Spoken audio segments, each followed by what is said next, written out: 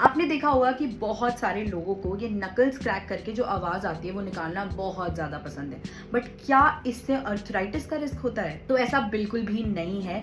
Knuckles crack करने से ये साउंड क्रिएट होती है, दैट इज क्योंकि आपके जॉइंट्स के बीच में एक फ्लूइड होता है जिसको बोलते हैं साइनोवियल फ्लूइड, और उसमें से कुछ बबल्स रिलीज होते हैं जब आप उनको क्रैक करते हो, जिसकी वजह से ये साउंड प्रोड्यूस होती है।